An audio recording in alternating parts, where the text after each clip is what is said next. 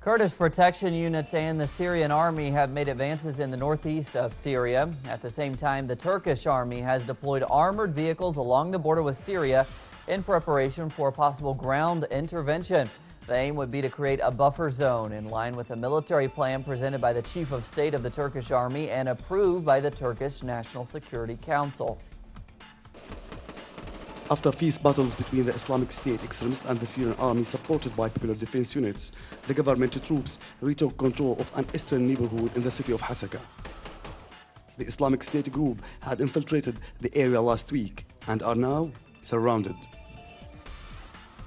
We targeted the terrorists in their hideouts, and we have made significant progress in spite of their use of improvised explosive devices and car bombs, and in spite of the support they have received. Now, most of the terrorists who entered the city are either trapped or dead. At the same time, the Kurdish protection units have made it clear succeed in taking control of areas in the north of Raqqa province. This progress came in spite of Turkish support for ISIS and the extremists' attempt to open new fronts in Hasaka and Kobani to distract the Kurds from their progress. We are Kurds, but we assure the Syrian people that Syria is our homeland and nothing can divide us. Of course, we have family ties with the Kurds in Iraq and Turkey.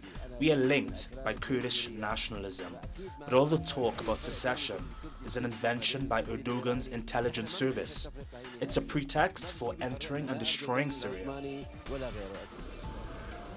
At the same time, the Anatolian news agency reports that the Turkish army is using military vehicles to patrol the border with Syria.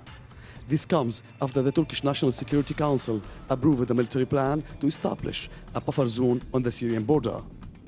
They claim this is to prevent the infiltration of ISIS terrorists into Turkey and to prevent the establishment of a Kurdish state in northern Syria.